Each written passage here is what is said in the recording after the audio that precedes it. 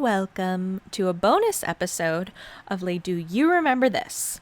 I'm, of course, your host, Darlene, and today we have a very fun guest, empath and intuitive Jamie Stein.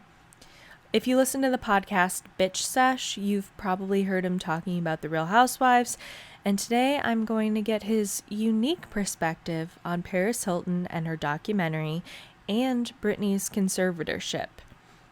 Now, if you believe or are open to this kind of stuff, that's great. If not, I think you'll still find this discussion interesting and thought-provoking. So with that, please rate, review, and subscribe to the podcast. And follow the pod on Instagram at Do You Remember This? And look out for the last storytelling episode of Season 4, Mary-Kate and Ashley, The College Years. Also, vote, but yeah, only if it's for Biden, okay? And don't drop your ballots in the mail. It's too late. Put it in a box or vote in person. Love ya. Juicy sweatsuits, doing lines in the restroom. All y'all dressed to impress who? 20-something trust this. Hi, Jamie. Hi, Dara. How are you?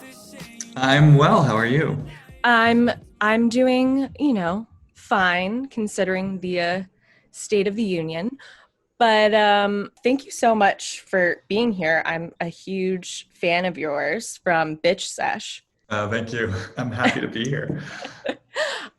So Jamie, you are how do you identify an intuitive empath? Yeah, both those things. I mean, I throw around different words, but I usually identify some combination of I'm an intuitive, I'm an empath, I'm a psychic. I do have therapeutic training in a body-based psychotherapy called core energetics.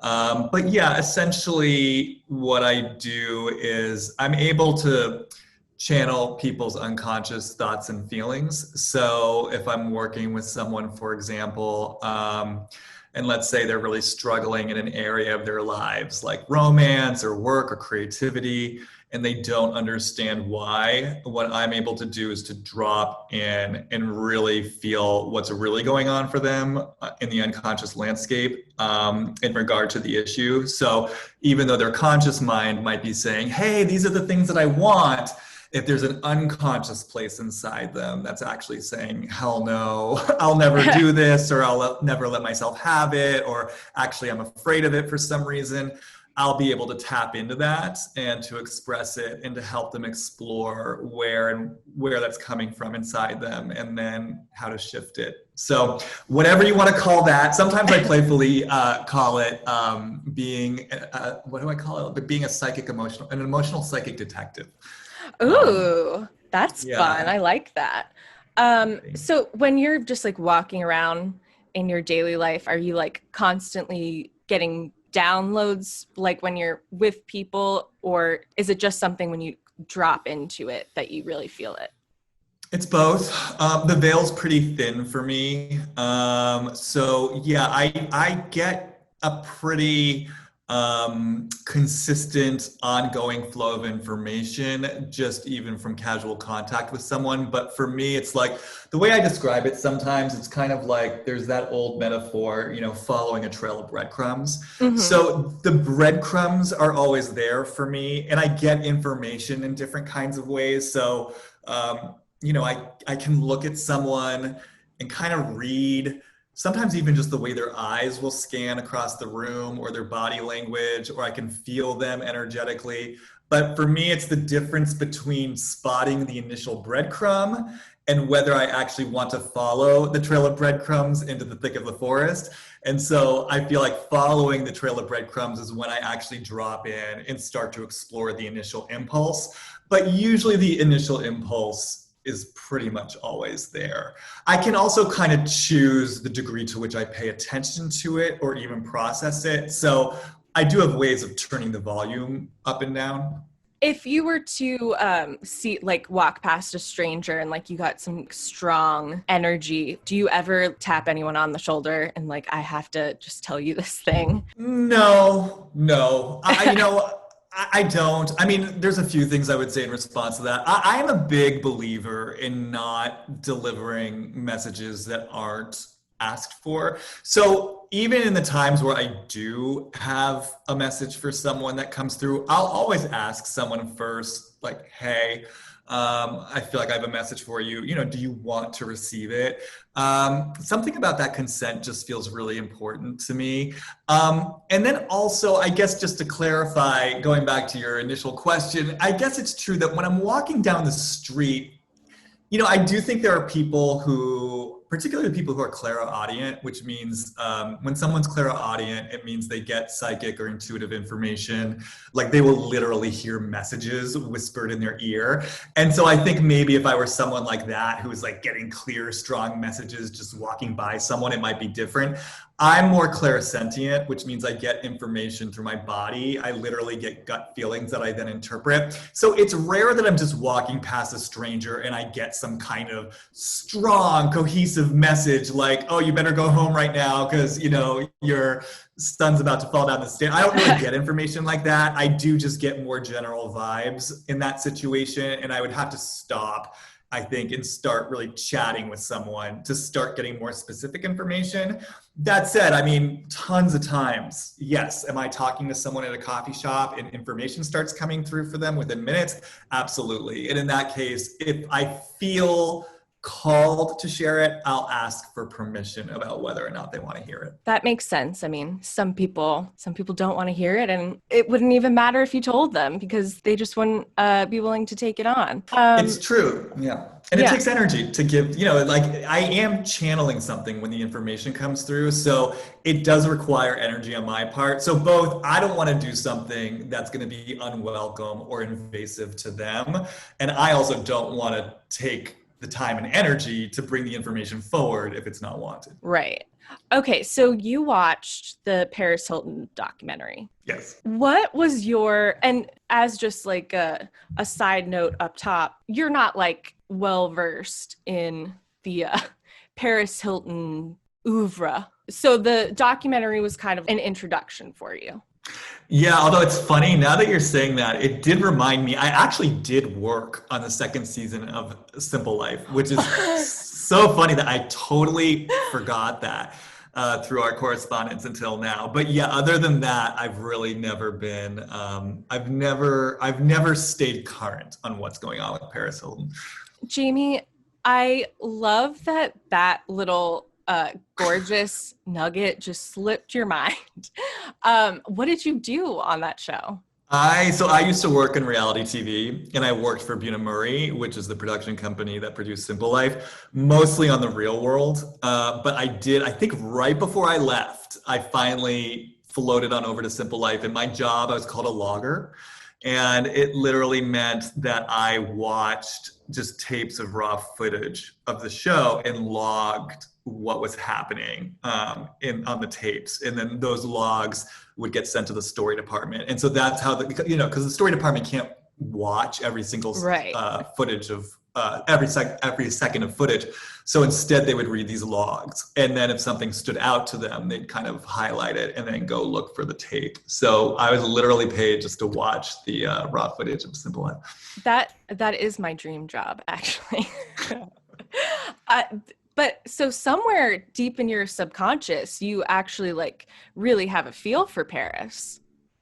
It's so funny. I have so few memories of that specific show. I mean, I really can only remember. I mean, you'd think, because with The Real World, oh my God, you ask me anything about those seasons of The Real World I worked on, I remember the names, the dates, every single thing that happened.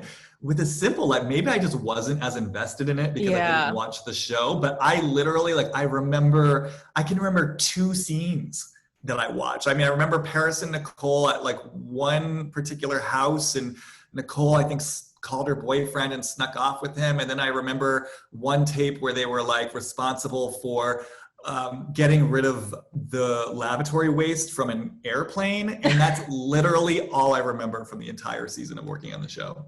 But somewhere, you're right, somewhere in there is some sort of, and you have to keep in mind, this was before I really identified as someone who was like, picking up on all, the unconscious realm. So, but somewhere in there, yes, I have some sort of finger on the pulse of Paris.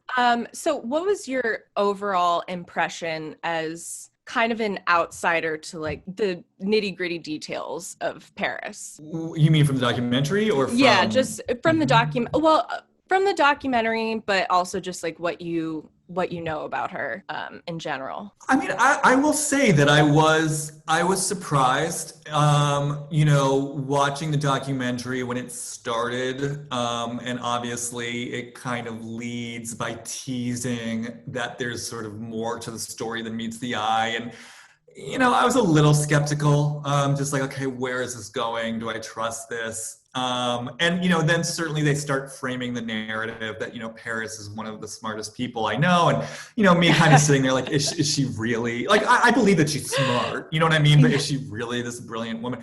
But, I will say that and again, this speaks to my own ignorance. I didn't realize how successful she was as an entrepreneur, as a businesswoman. So I was just insanely impressed by just the level of success that she's had on her own. But then, certainly when it got into, her history with the school and her kind of self-reflection that she's been really running to keep herself safe and to prove something and to prove her sense of freedom, I definitely was touched by it. She seemed sincere to me. Yeah, I mean, I bought into it. I mean, I'm sure, I feel like there's more than meets the eye, and the movie kind of presented a very, what you might call like narrow look, at one slice of the pie. Yeah. But I believe the slice of pie I was being served. Yeah, I was actually going to ask you about that because, I mean, Paris is, for someone who is on a reality show, like very cagey about her personal life. And watching the documentary, the abuse at the schools is really like the only real thing we know about her. And just watching the documentary, I felt like it's the tip of the iceberg of the family dynamics and what she's been through. But her aunts, of course, are Kim and Kyle Richards, Real Housewives of Beverly Hills. And I was just thinking that the relationship between Paris and her sister Nikki feels very similar, kind of echoes the Kim and Kyle relationship. Did you pick up on that at all? Yeah, it was interesting. I wasn't thinking about it during the movie. But then I did start to drop in and explore a bit, like the family dynamics, because I was interested in that, because it's true. The family didn't really reveal itself over the course of the documentary. And I did think it was interesting that there clearly were already patterns set up, like energetic patterns that were set up within that family just by virtue of Paris being sent to these schools in the first place and the fact that she was like running from them. But we really didn't get much insight into, I mean, I think, what did she say? Like, I was picked on. We moved to New York and I got picked on by the other girls in my school. And that was sort of presented as the inciting incident for her rebellion. So that felt a little bit like we're glossing along the surface of the story. But yeah, so having said that, I kind of started feeling around, and I have to say, I agree with you. I actually think there are what I would call almost like shocking parallels. Like when I dropped into Paris to Nikki, I did really sort of feel this voice. I mean, let me just drop in right now, if you don't mind. Just please. Kind of be fresh. So if I just drop in from Paris to Nikki, Paris Hilton, Nikki Hilton. I mean, first of all, I just feel such a sense of aloneness as Paris. I feel a sense of abandonment. And I really feel this sense, like this voice that says like I kind of blazed this trail so that you don't have to walk it. You know what I mean? Like, yeah. I went through something so you don't have to go through it now. And like really feeling like there's a way that I got hung out. What's the expression? I got sort of hung out to dry. And it sort of paved an easier road for you, which to me really feels a lot like there's echoes there of the Kim Richards, like, I was the one put through this horrible like Hollywood star machine, not just Hollywood star machine, but also put through like the big Kathy Hilton ringer. And you now kind of reap the benefits because you're not paying the same emotional price that I did, but you get to reap the rewards of the success. And so I do feel a similar vibe with Paris to Nikki of just like, there's a path that I walked that you are now benefiting from. And there's a way that a finger gets pointed at me that just feels very isolating and alone. And there's no real acknowledgement of the price that I paid so that your life is now easier. I mean, that makes so much sense because the funny thing is too, is like, okay, so Kim lives this chaotic life and has these personal problems. Paris has her own problems. And it's like, yeah, they suffered whatever sort of the brunt of the parental trauma and they're showing the signs of it while Nikki and Kyle get to, you know, walk off into the sunset with their normal husbands and their children because they took the brunt of it for them. Exactly. And I think not only that, but I think with both Kyle and also Nikki, and again, this is purely just off like my kind of intuitive antennas, I think there's also a lot of mileage that they get out of colluding with the parents against the problem child. Because when I drop into Nikki to Paris, and I'm just going to go in right now to see if there's fresh information. I mean, one, Nikki to Paris, it's very much like, when I start doing it, you can't see me, but it's like I'm closing my eyes, kind of shaking my head back and forth. And what I hear from her sort of most immediately is like, I don't want to know it. I don't want to see it. I don't want to know it. I don't want to see it. Meaning like, I don't want to see what you went through. And I don't want to have to take your pain seriously because I don't want to have to question the whole house of cards our family has built, like around the different roles that we play and around you being the more chaotic, troublesome one. Like, I'm comfortable here. I don't want to have to know your pain more deeply. One, because it is going to, I'm going to have to look at my responsibility in all of this in ways that I've played into a system that has been unfair to you. Two, I then have to give up this role and identity as the good daughter, you know, the one who's sort of colluding with mom and dad. And three, if I let myself feel your pain more fully, and if I take your pain more seriously, there's a way in which I then have to look at the ways I've been in pain that I don't want to look at. Wow. Yeah. Well, and I feel like little Kathy, Paris's mom, I feel like maybe played that same role that Nikki plays also, where I feel like she really colluded with Big Kathy, and she's like taken on the mantle of the keeper of the secrets of the family, because they are so cagey.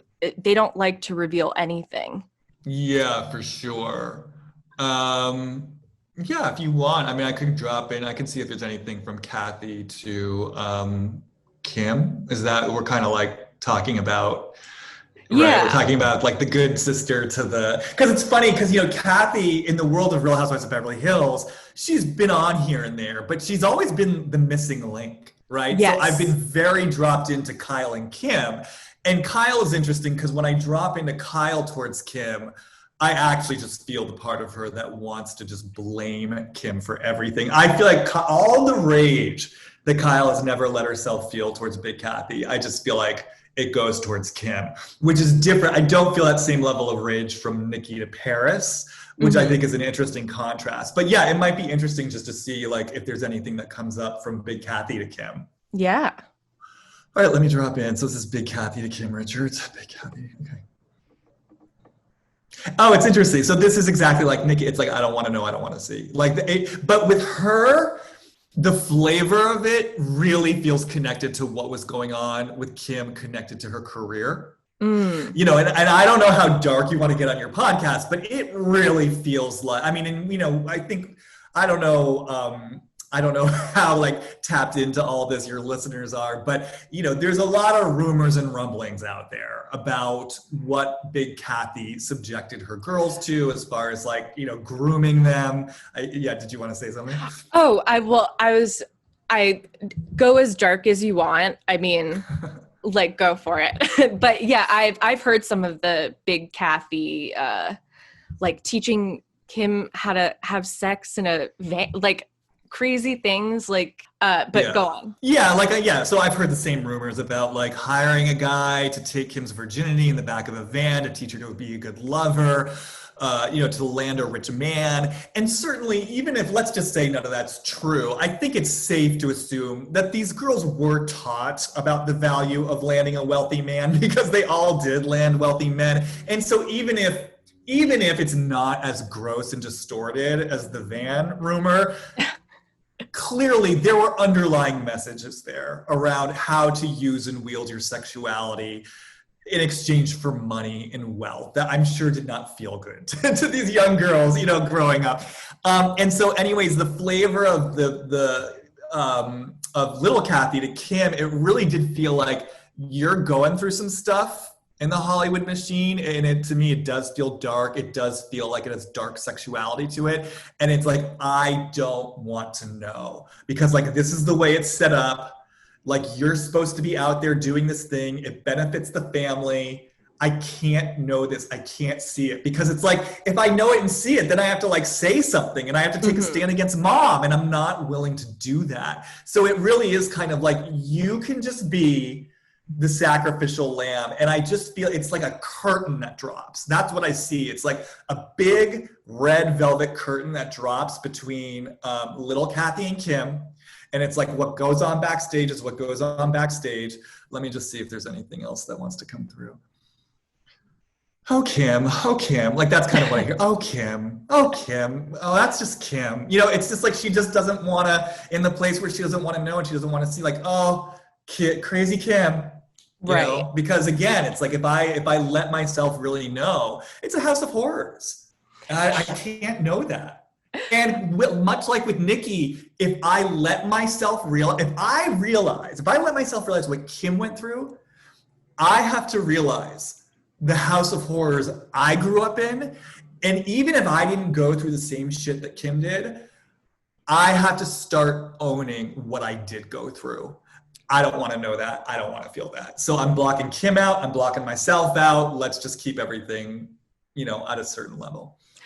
Another thing I realized too is the Richards sisters all, talk about Big Kathy with this reverence, that she was such a great mom, and just little asides here and there that like, oh, well, she was a stage mother, but she was so great. And from all accounts, she wasn't.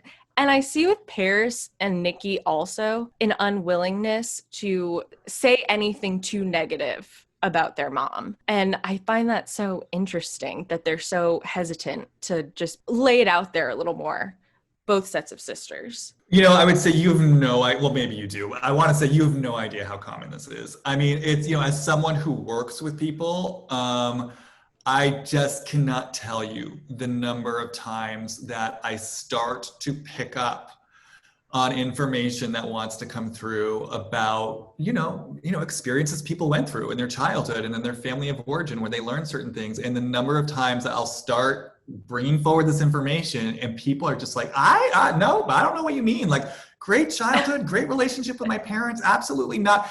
And then it's just like, the more we get into the conversation, they start letting little things slip, and then I'll be like, wait a second, like, can we return to what you just said? And then they'll be like, well, yeah, like that may have been okay, but I don't think it had an impact on me. But meanwhile, they're crying.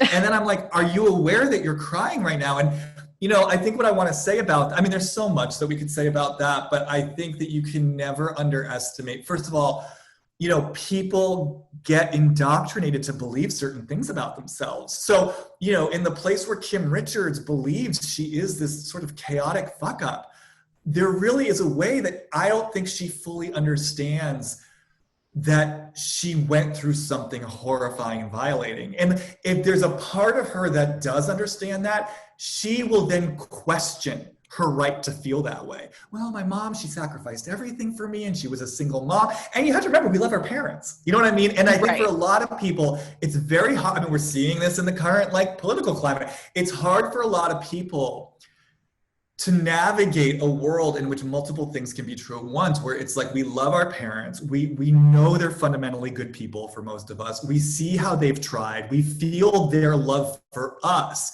and that doesn't have to preclude that they may have made some really, really deep mistakes that had an impact on us, whether unconscious or consciously. And I think the other thing that happens for people is they fear that if they let themselves know, like, hey, this thing happened that was so fucked up, they think it means, oh shit, like I've got to, you know, turn against my parent, I've got to view them as a bad person, I've got to go confront them, da, da, da, da, da, da, da. And that's not always the case. It's like, no, none of that has to happen. This isn't about like blaming them, but this is about you getting into emotional reality about what did happen and its impact on you and your right to have your feelings. So I know I'm going on a bit of a tangent here. No, I love it. Yeah, I mean, I just want to say, like, in a way, you would sort of think, like, how can they be so blind to what was going on? But especially if you think about the culture of the fact that, like, there wasn't a dad around, I feel like it was very much like us versus them in terms of the family unit. Like, we got to stick together. And so I'm sure there was this real sense of, like, you know, these 4 women sort of bonded together, relying on one another, sort of loving each other. And then the way that Big Kathy really did indoctrinate them into a certain way of looking at things from like a really young age. It's like a fish doesn't know it's in water till it's out of water. And I think these people are all still very much in the water that they grew up in. Yeah, they have, it seems like they don't have a full grasp of, oh, this is not necessarily how a mother should be treating her daughters, or these are not lessons she should be teaching them, because it's the only family you know, so you don't know the difference. Yeah, and you can see Kyle clearly does not feel she has any right to her rage, you know, which is why we see it come out in these very kind of like, you know, in these ridiculous situations on the Housewives. Like, this is a woman who I just feel like, I think, you know, she grew up feeling like if I have my no or my rage towards my mother, I'm going to lose all connection with her. I'm going to lose connection with my primary caregiver. So that's a really deep message. And so, you know, like I said, to this day, you can see Kyle does not have strong boundaries. She doesn't feel like she has a right to this anger. And, you know, I won't go deep into the Beverly Hills stuff, but I, to this day, still think her big issue with Denise this last season stems from the fact that she was so triggered around Dorit having a strong no, having boundaries at Teddy's event, whereas Kyle was like juggling 5,000 balls to get there and to be the good girl, to be the good employee, to be the good friend. And I think when Denise took Dorit's side, she really experienced that as like, Kyle, I'm not, like, Kyle's sitting there trying to be a good girl. I'm good. And when Denise comes along, it's like, Kyle, what's the big deal? Get over it. I think Kyle really interpreted that as like, you're not seeing my goodness. Yeah. And I now want to annihilate you for it. And I think that Kyle spent the rest of the season unconsciously wanting to punish Denise for really, I mean, not that I think Denise was actually doing this, but from Kyle's perspective, really overlooking her goodness in the way that she was trying to be a good girl. That's good. That's really good. I like that. So what did you think about the scene between Kathy and Paris, where Paris finally tells her about the abuse at these schools, and Kathy kind of is like, what? I had no idea. I was infuriated. I reconnected with some of the girls from Provo. Right. And Katie is one of them. And Katie is doing this entire movement called Break Code Silence, which is survivors from these schools speaking out about this. My old roommates and everyone made a sign. And it basically says like what the school did to them. And now everyone's speaking out about it because they're realizing that a lot of the things that happen in their life is because of the school. Acute panic disorder, nightmares, and insomnia, trust issues.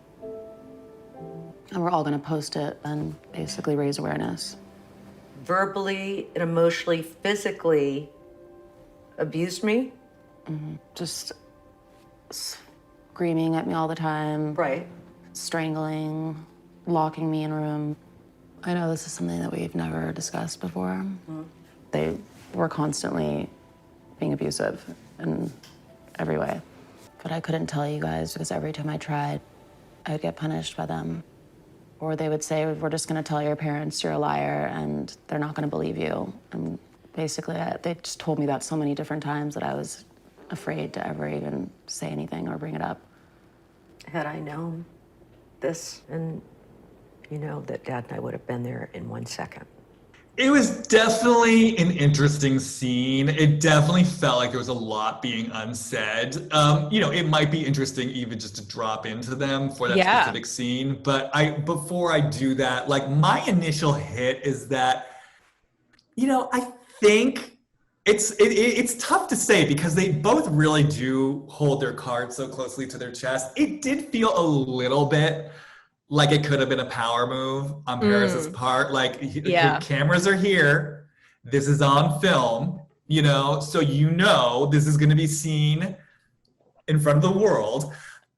Let me just sort of drop this information. And so, of course, Kathy knows there's a certain way, right? She has to react and respond to it. And of course, there's going to be discomfort there for her around like, my involvement and my part in it. So yeah, of course, we see her in as elegant a way she can, trying to make sure everyone knows, I didn't know, I'm not culpable, I'm not responsible. And it almost felt to me like Paris was a little bit like, okay, I'm letting you have this. Yeah. It almost felt like a silent weapon to me from Paris's point of view. Like I'm kind of, your head's in the guillotine. I've got my hand on the switch, but I'm letting you do your thing.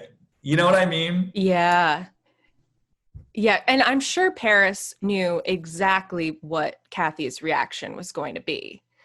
Just, from the patterns of her entire life, that it would just be like, whoop. Oh, yep, I didn't know. Oh, wow, that's terrible. I'm so sorry.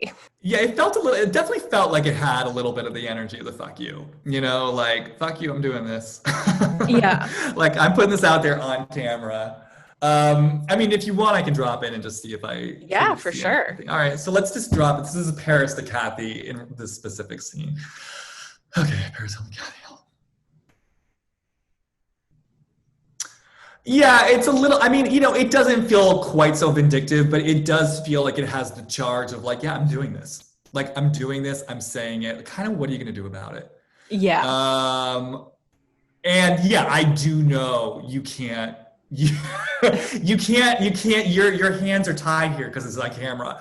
And then there's a little bit of it's interesting because, I know she said her mom didn't want her getting into the modeling. So it's interesting that I'm feeling this, but I felt a little bit of a flash of I'm turning the power of the camera back on you. You know what I mean? In this place where I've become this star and I've become this fodder, and I've become for the paparazzi, and I've kind of, there's something that I've done for the Hilton name. Okay, now the cameras are getting turned on you and I'm using them. I'm turning them against you somehow. I felt a little bit of it is. It's this is my weapon right now, and I'm using it. And yeah, you're not getting out of this. I'm kind of backing you against the wall. It does. I was thinking when Kathy was saying, I never wanted her to be a star, blah, blah, blah. But then Nikki says, Paris was never the girly girl. I was. Growing up, we were different. Let's go. I was definitely more girly. Well, I was more into sneaking into my mom's closet and playing with her clothes and her shoes. Paris was more a tomboy. Are you going on the golf course, Paris? She has this persona that she's this sexy, bombshell, but she really is a boy at heart. And that is true from just what I know about Paris. She used to play ice hockey. It sounds like she was a different person, that Kathy molded her into something else. And it's well, why would you put in that time if not for her to be a star? Yeah, it's interesting. I mean, do you want to visit Kathy to Paris in that scene? Yeah, let's do that. Okay, so this is Kathy Hilton Paris Hilton in that scene. I don't know, it's funny, a smile crept on my face. The first thing that I heard was like, oh boy, here we go. Yeah, it's funny because then I like sort of launched into a smile.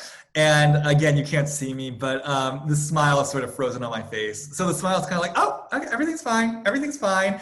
Everything's fine. So yeah, it's first like, oh God, here we go. She's doing this. Let me put a smile. I mean, not that she was smiling in the scene, but kind of like the underlying energy of like, everything's fine. Everything's fine. Let me just get through this. Let me just get through this.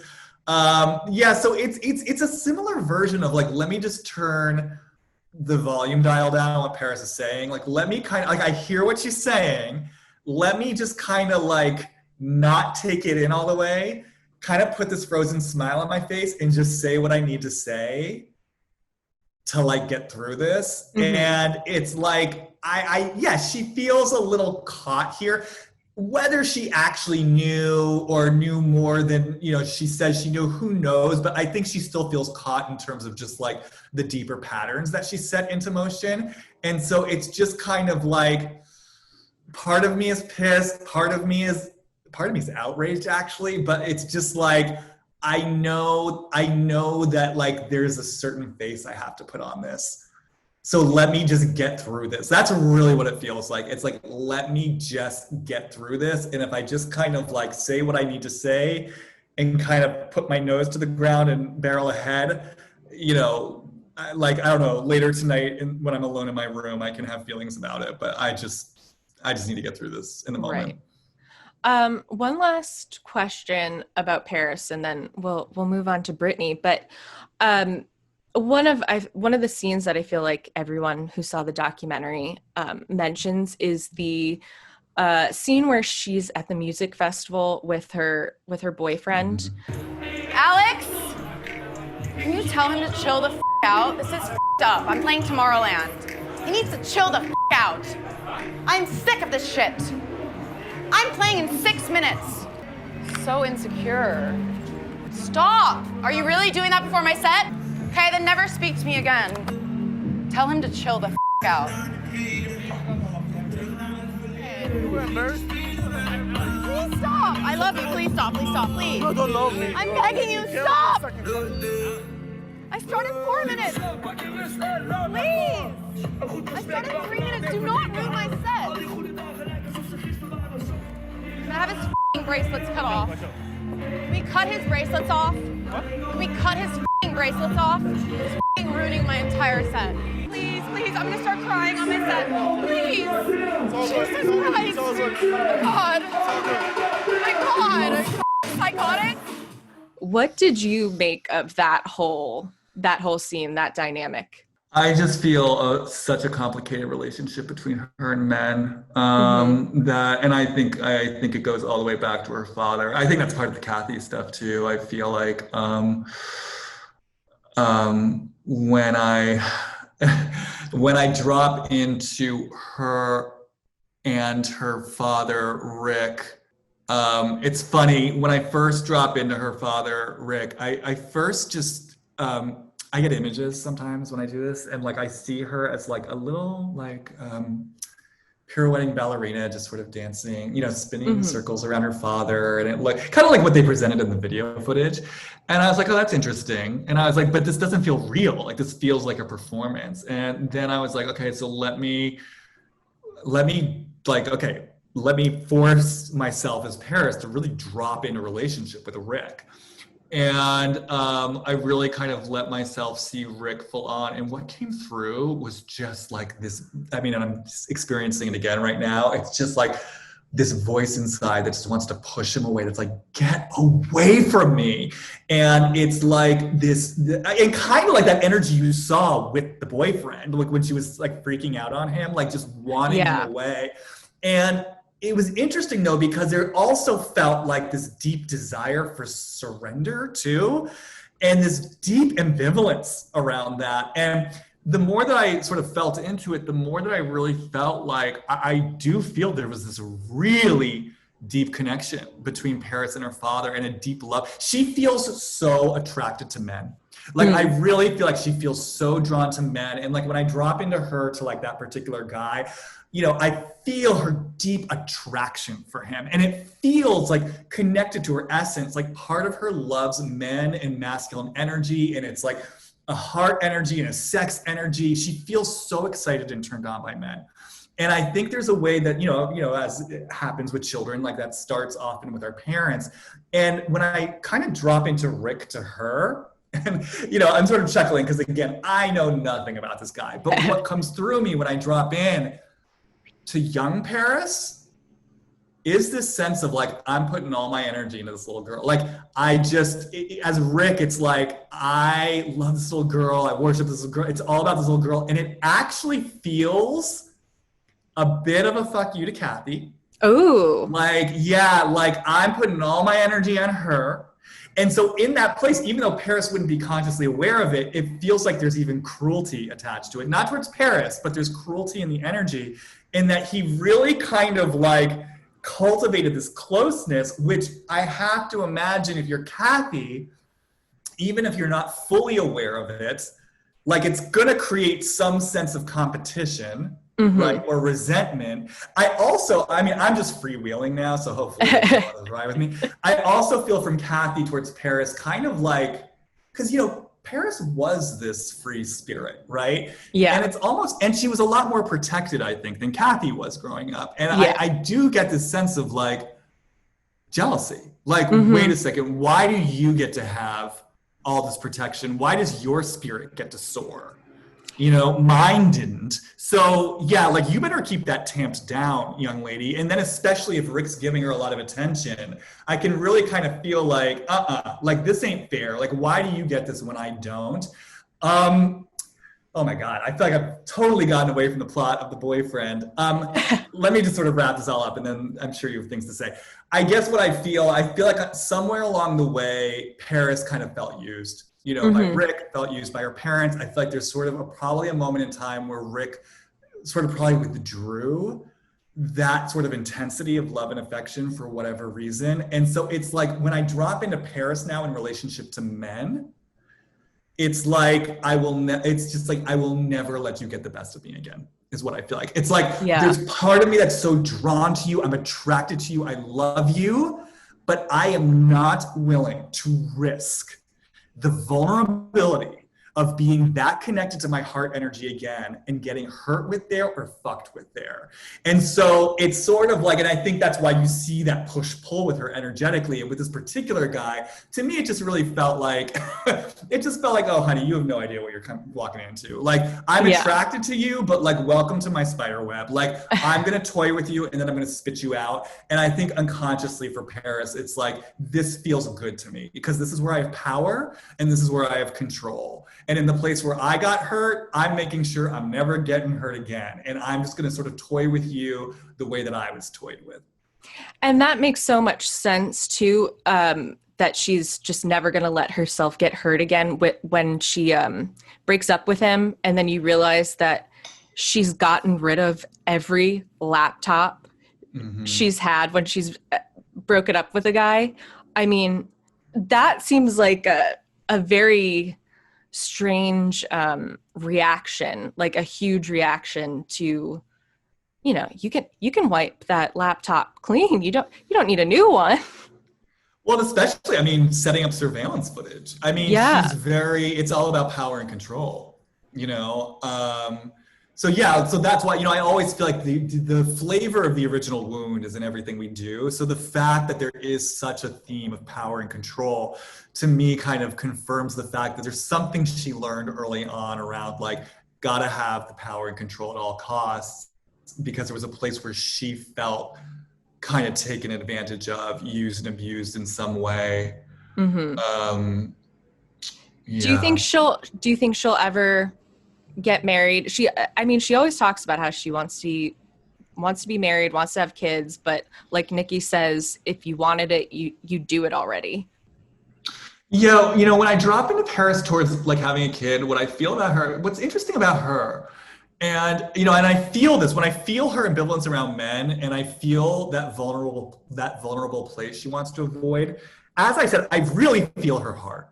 And there's something about her, and she kind of speaks to this in the documentary. There's something about her that does feel so childlike, not like in a magical way. She feels sort of eternally young. There's something sort of playful and magical and childlike about her, which I think is a part of her image and her brand.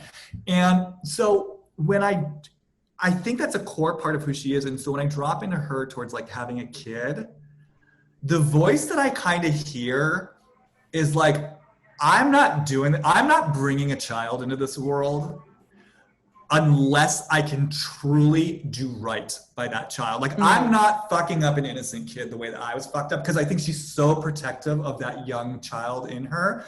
And what I feel off her, and again, I'm speaking to the unconscious, but I think there's part of her that knows where I'm currently at, I wouldn't be able to be that true safe haven. And I'm not, it's almost like, it feels like a form of integrity.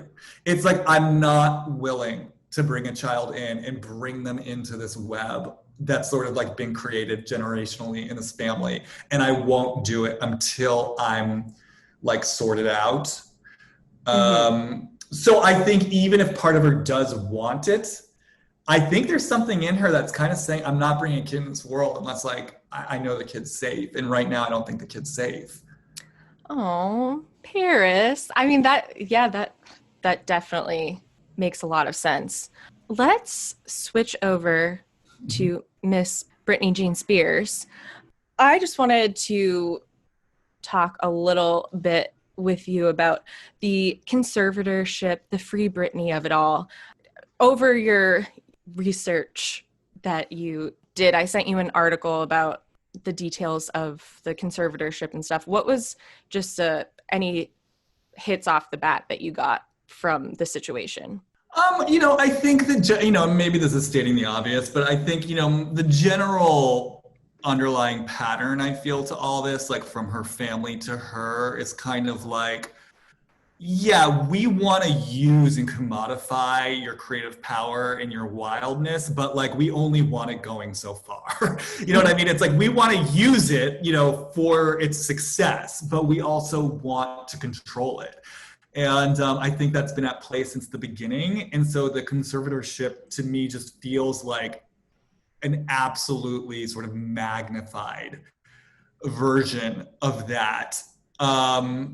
That's sort of like my big picture note. Yeah. I don't know, do you want me to say more now, or do you have specific questions? No. Say more if you got it. There's a lot. I sort of dropped in. I do want to say, like, because you were posing a question in the email about like, will she ever get out of it?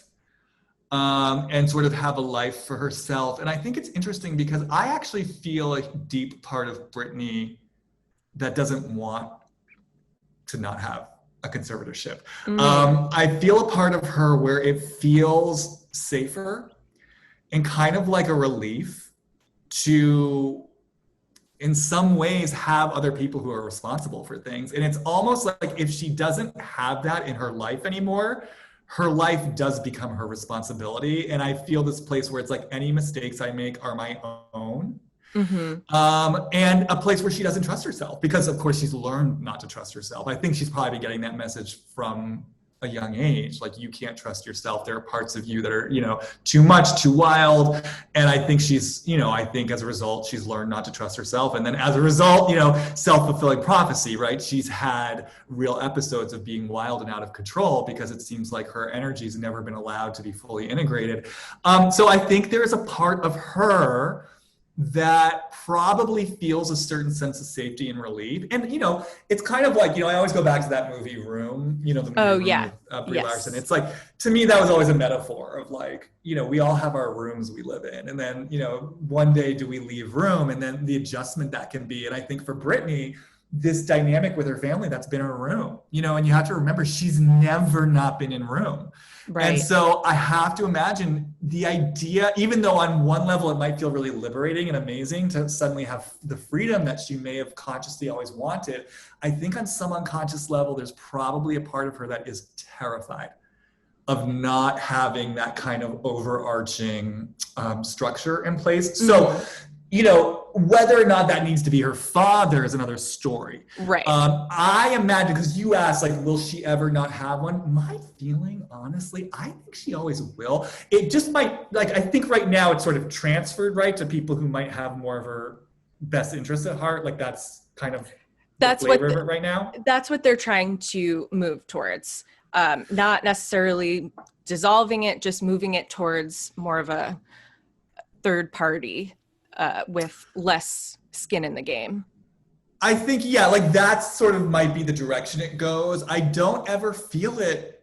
I mean, not that I'm in the business of predictions, but I'm just saying, you know, when people ask me prediction questions, what I do is I feel into what like, I think, you know, not to get too kind of into the spiritual realm of things, I believe, you know, in alternative timelines and infinite possibilities. But what I do is I kind of feel into what's here and what it feels like the current energy is presenting. To me, when I sort of feel out there, what it feels like is there'll always be some form of like checks and balances with her. There's part of her that finds comfort in that. And I also got to say too, because you also mentioned in your email to me, I guess there's been some conversation around like that she hasn't seemed like herself lately and sort of what that's about. Yeah, like the people, I feel like people say, you know, there's the old Britney, the Britney that we grew up with, and then there's just this in recent years, you know, she speaks differently, she looks different, like it's not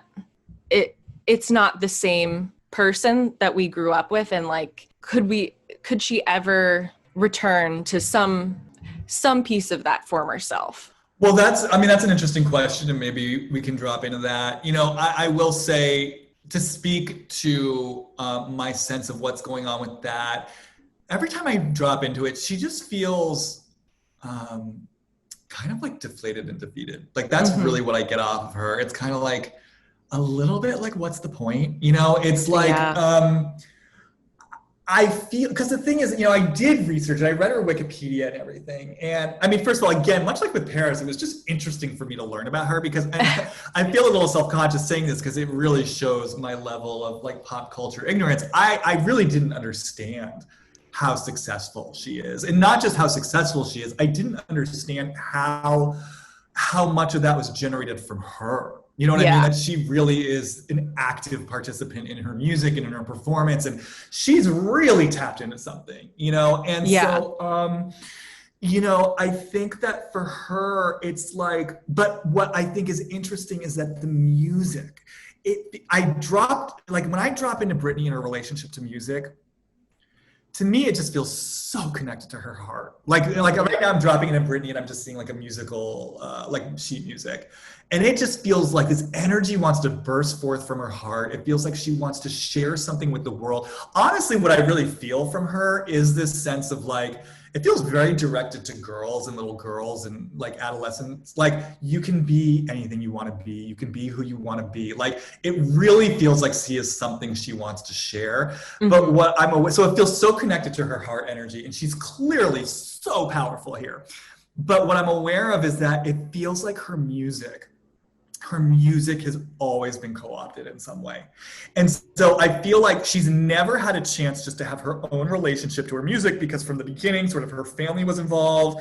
And I do feel for her, like, because of the control of her family, her music has kind of been an ambivalent thing where it's like, on the one hand, it feels to me for a while like there's part of her that's felt like the music's mine. Like, even if I'm getting controlled in certain ways by my family, the one thing they can't touch is the music, because they don't have that gift, I have it. And there's a certain way in which they have to let me call the shots because I'm the one generating the success. So I feel that sort of defiance and sort of sense of protectiveness from her around the music. But then, of course, there's also like, you know, the cage that it creates and just sort of all the ambivalence it creates, because it still is within this family structure, and then it's getting used. And I feel like, given the way that it just feels like the screws have been getting screwed tighter and tighter, and now here she is. She's almost 40, right? Am I correct in that? Yes. Which is like a really big, speaking from experience, it's a big birthday, obviously. And so I just kind of feel like looking at what's happening in her life. That's the other thing that I'll say about this too, is it feels to me, kind of looking at her stuff, it's like she keeps trying to grow and grow and grow within the confines of the stifling structure that's been set up for her. And it does feel to me a little bit like, as I speak, that she kind of hit this wall of, one, where can she really go from here, right? Mm-hmm. It's like almost like bumping up the limitations of like, I've sort of created everything I can create within the current structure. Two, like this music, like where has it gotten me? Like here I am, like I've gotten everything. Here I am, like my choices are being controlled. I have no real agency in my life. I have all this huge success, but no sort of personal agency. And then even in the place where like I've defiantly felt like my music is mine, even in that place, that's still a response to my family and my parents. And so I feel this voice coming in and it's kind of saying, where did this all lead to? And I'm kind of I'm not saying she's done forever, but in this moment, in this voice, it's like, I'm kind of just done. It's like, where did this take me? What was the point? And kind of a feeling of remorse or sadness around like the music never fully got to be mine in the first place. And I think if I were working with her as a client, I would want to really support her to like, how do we get you back? You know what I mean? To the adolescent who is starting to have these impulses and letting you define your own right relationship to your music. Because I think that's where everything like kind of went askew.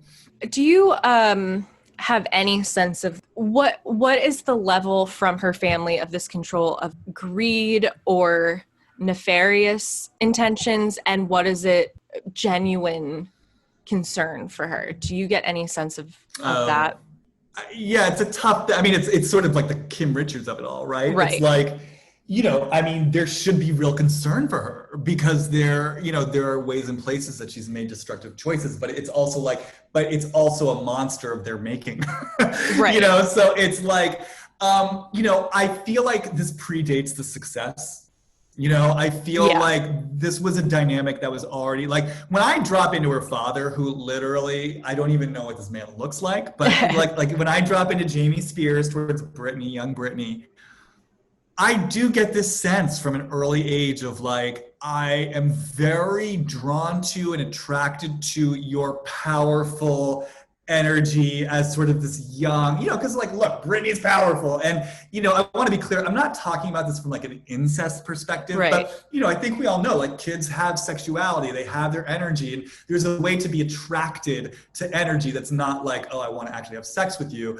I'm not saying that it's comfortable or right, like when parents have like covert attraction to kids. In fact, that can be kind of, it can be quite traumatic. Yeah. But I just want to be clear. I'm not saying necessarily that Jamie, when I say attracted, I just want to make that clear. I'm not saying right. Yeah. Right. But yeah, like I'm attracted to you, I'm drawn to you, but I'm also really threatened by this energy too. Like, it's like in the, because I think I read too, they grew up like it was very conservative. It was very religious, right? So I feel this kind of divide of like, oh, I'm really drawn and attracted to this powerful girl. And also I want to shut that down because I don't like what it brings up in me. And I'm so uncomfortable with this. So I just feel like from an early age, there was already this dynamic, if I trust this information, from an early age, there was already this dynamic of like, I really like your energy, but we got to keep this controlled. And I want to manage it. I want to use it for my own sense of pleasure and feeling good, but I want to manage it to also kind of keep feeling safe and in control. And so to me, that just feels like the original like hologram, in that then all the career stuff sort of built on top of that pattern. So do I think it's like nefarious, like, hey, I'm twirling my handlebar mustache, I want to be as greedy as possible? It doesn't feel quite like that to me. I'm sure there is greed involved. I'm sure they love the money. Oh, yeah. But it feels more like, so I mean, the answer is kind of both. I feel like Britney from an early age got messages about her sexuality, about her wildness, and learned like, oh shit, there are these parts of me that are being labeled bad. And so, one, I feel shame about it. But two, I'm also secretly angry about getting these messages that part of me is bad. So what happens is that energy becomes distorted, right? It still lives in her. And so then it starts seeking ways to come out that do end up being distorted. And then, it becomes part of the self-fulfilling prophecy. It's like, see, Brittany, we told you, you act out, you can't do this. And so then that reaffirms this idea that there's something shameful for her that she has to try to keep managed or controlled. So I think it's like, the answer is sort of yes to both. I think they have a deep unconscious investment in keeping her like in the role of like the chaotic star who can't be trusted. And I also think because of how she was raised, she is very at odds with her own energy, and it leads to her making really chaotic, destructive choices. And so she can't fully be trusted right now. I mean, that all makes a lot of sense. And especially too, she was getting the messages from, I'm sure, her family about, her tamping down her sexuality or her fiery inner spirit, but also early 2000s, late 90s, people were going after her for wearing, belly shirts, and, they wanted the sexuality from her, but also punished her for it. Mm-hmm. Yeah. No, It's go on. interesting that you say that, because it's like, that's also, that's totally that's the echo that I felt. Like when I saw, so I was reading about her, and it was kind of like, I think they started, I sort of was reading something where they were like, she started to push the envelope with the sexuality. And I was like, oh, what I got off that, the hit I got off that was like, this is her, kind of like Paris, this is her fuck you. This is her saying, I feel like to her family, maybe even to like Disney, every, like there's a subtle, covert way you want to exploit my sexuality. And then you also want to like, kind of punish me for it and keep me the good girl. Guess what? I'm pushing the envelope in my career, and again, it kind of comes back to this place where it feels like her music, her performance, her career, it's the one place no one could, I do think they imposed things on her, but there were restraints on the degree to which they could impose things on her, because that is where she's the magician. You know what I mean? Like, that is her domain. If they wanted her to keep being successful, to a certain extent, they had to keep letting her do her thing. And so I do think that's a huge part of why we see her. Like, I think one, because it's part of who she is, right? Like, she wants to express this wild, sexual, empowered energy, but also it just does feel like, a fuck you in there of like, this is what I'm doing. Like, and you can't take this from me here, because this is what's like earning the big bucks. So, and yeah, I just totally agree with you. It is that sense of like, oh, you want to punish me. Like, you both want to like commodify this and earn money off it, but you also want to punish me for it. So guess what? F you, here it is. Like, I'm going as big with this as I want. Yeah. Wow. But the last thing I want to say about Britney, too, just because it feels important, it's like she needs help, and it's like, I know that's stating the obvious, but it's just, it pains me, because I feel like a lot of times there's not strong, powerful help available to people. Like, I see this over and over. I feel like look, this is me getting on my soapbox. There's so many bad therapists out there. There's so many, and especially when you start getting into like Hollywood, so many people who have their own agendas, want their own success, want their celebrity clients. And it's like, it disheartens me, because I know there is real help out there. And I do believe Britney could heal, but she needs real help. And she needs and I feel like probably her circle, they don't even know where to go for real help. Yeah. And it's just, it just saddens me, because I think what this woman needs, first of all, is time and space. Like, she absolutely has to like get out of the limelight for a little while, and she has to get real help and support. But like, I do feel like if she could learn, if she could be surrounded by like real people who could actually help her and could learn to align with her own energy, and to like get into a different relationship with her wildness and her sexuality and also her artistry, I think she could eventually heal. And so I don't know. I don't know why I'm saying this. It just feels like important to say that, like, I just think this is a woman, like a lot of people, I think, especially who are in the entertainment industry, I think she needs real help. And I do get this feeling, honestly, like she is kind of at an impasse moment. Like it feels like there's something happening for her right now where she's kind of standing, I mean, not to reference her debut movie, she's standing at a crossroads, and, I hope for her, I don't know, I hope for her that she, somehow is able to find real help through this. That is the tough thing is I mean, I would not trust a single one of those people controlling her to find real help. I mean, I can't imagine that, like you said, they don't even know what real help even looks like. Yeah, they probably think it's like, I mean, it probably has to do a lot with pharmacological medication, which, don't get me wrong, like that sometimes is needed, absolutely. But, it's a situation when it becomes a master rather than a tool. And they probably think it looks like, certain kinds of therapy. And I just know. And by the way, again, I'm speaking as someone who is certified in psychotherapy. So I'm not knocking therapy, and I've used therapy, but I've just seen so many times, especially clients who come to me and work with me, it's like even therapists can get locked into like their diagnostic models and how they approach things, and they're not like really holding the individual, from a place of who is this individual and what's their own natural creative wisdom. Because Britney, she's like a firecracker. She's not, I mean, none of us are normal, but this is not a normal woman. You know what I mean? Like she needs a space where she can explore the many different facets of who she is. And that's tough. That's tough to find. Britney, I mean, I hope there's some strike of fate that the right kind of help weasels its way into her inner circle. You never know. You never know.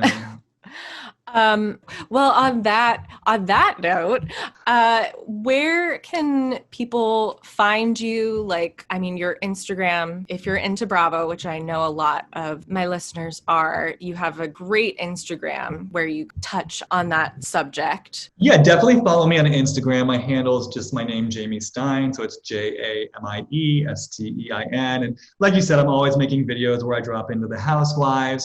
And I also do things like every Tuesday night at 7 p.m. Pacific, I'll go on live and bring a few people on to ask me questions. So, you can either watch other people getting intuitive reads, or if you want to ask me a question, you can do that.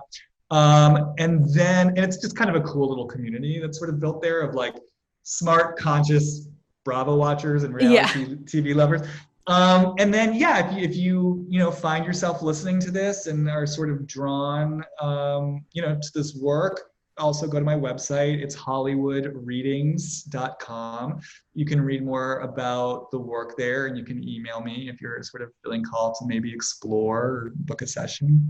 And that's pretty much, those are the two main avenues. Well, thank you so much for doing this. This was so fun. I feel like I'm seeing into the soul of Paris and Britney. This is so fun. Thank you, Jamie. Oh, thank you for having me. It was my pleasure. All right, guys. Bye.